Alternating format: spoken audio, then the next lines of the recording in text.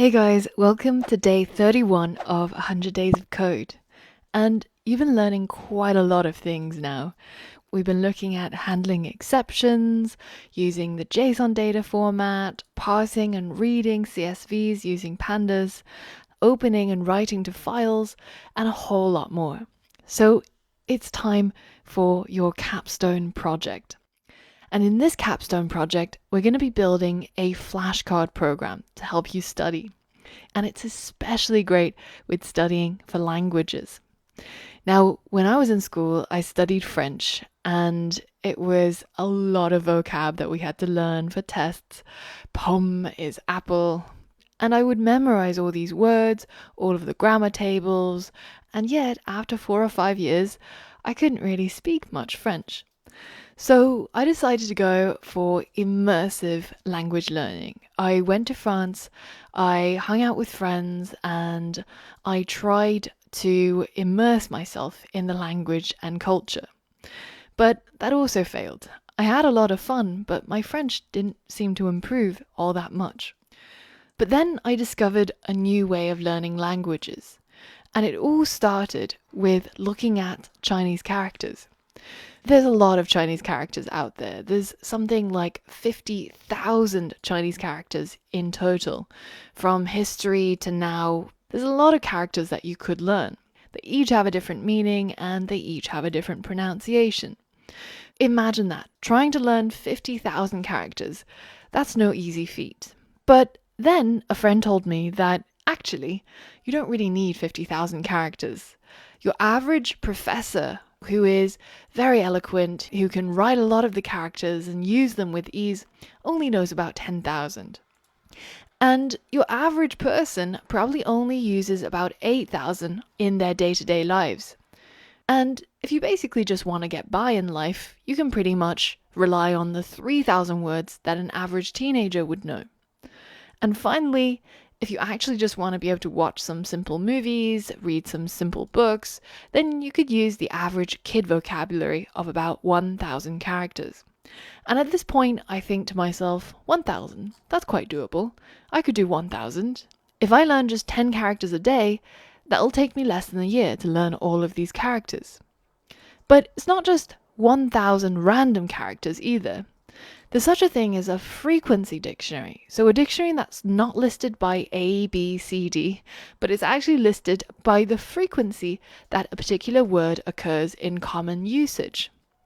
For example, if you take the first 1,000 characters that are most commonly used, then you can pretty much read most of the newspapers, you can watch most of the TV shows, because these are the words that are the bread and butter of the language. It's like in English, the a, the, of, from, why, yes, no. These are words that we use every day, again and again. The crazy words like anti-establishment or glioblastoma, these are not words that you need to really know for day-to-day life. So let me show you the program that you'll build where you can learn the most frequently used words in any language. It's a flashcard program, and it shows you the front and the back of the card. So, for example, French demande in English means request.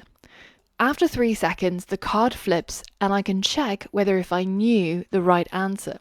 If I got it right, I'll press the tick, and if I got it wrong, I'll press the cross. So let's try another word. Partir means left or to leave. Attendez means to wait, and I think I knew that word, so I'm going to click the check mark. And what that's going to do is it's going to take the flashcard out of all of the list of flashcards so it doesn't show me the things I already know. And instead, it only shows me the things I don't know, so I can review it and say, oh, I'm not sure what loin means, so I'll say cross, and that will go back into the deck and it might come up again at some point. So this beautiful piece of software is what we're going to be creating, but more specifically, you're going to be creating, because after all, this is your capstone project. But don't worry, I've divided up into 4 steps, and I've got some step-by-step instructions for you in the next lesson. Now, if you're wondering, how did you get the most frequent words for the flashcard app in the first place? Well, let me show you. There's a wiki for the frequency lists of different languages, and it lists most of the common languages. If we go to French, you can see that there are loads of different lists that people have compiled that list the top most frequently occurring words. And one of the ones that I thought was really relevant is the words that are based on subtitles. These subtitles come from all sorts of shows and movies that are relevant to modern culture. And when you look at one of the subtitles, this is one of my favorite shows, by the way, you can see that the subtitles are listed by language. And if we pick out one which is in English and we take a look at it, then you can see it's basically just all the words that are spoken in the movie or in the show, and it's been transcribed into subtitles. Now then, if we take all of these words that are from the most commonly watched movies and shows, we end up with these frequency lists. So if we take a look here, it shows the most frequent words from 1 to 5,000. And at the very beginning, it's your I, of, is, all of these things that are really common. And then as you scroll down, you get to some longer words. And if you scroll to the bottom, you can see you're getting some more and more niche words. These frequency lists are compiled by a user called HermitD. And HermitD is Hermit Dave, and he has a GitHub repository where he's compiled all of the frequency words. And you can see the latest version from 2018. Now he's got all of the frequency words for many languages, and it's listed by the language code. So French would be FR, for example. And here you can see the top 50,000 most frequent list, or the full entire list. We're probably not going to learn more than 1,000, and I'm certainly not going to get to 50,000. But this data here lists all the words that he found in these subtitles and the frequency that they occurred. And once they've been sorted in order of frequency, this is what you end up with. So I've already studied some of the first 200 words.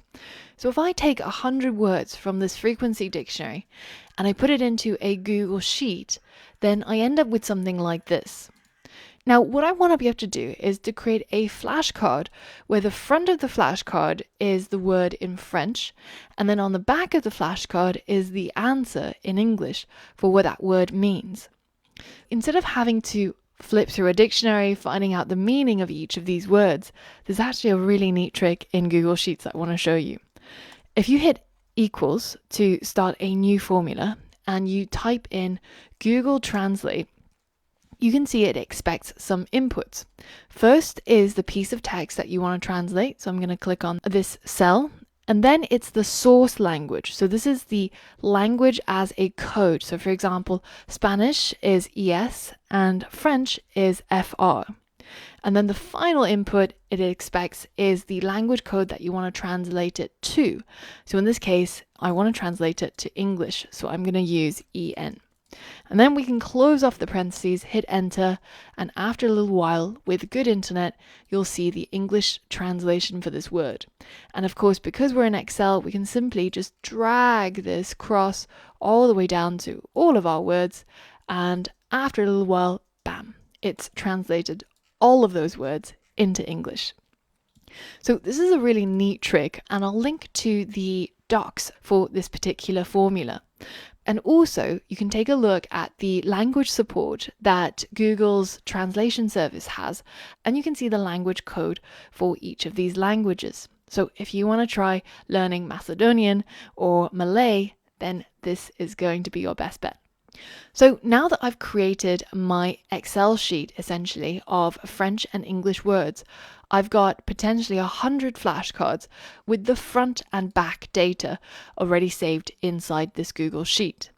Now all I have to do is simply download it as a CSV, and we'll be able to work with it very easily. Now, you don't have to worry about downloading this or getting hold of this because I've already included the final CSV data in the starting project for you to be able to use. So head over to the next lesson and get started building your very own study aid, the flashy flashcard app.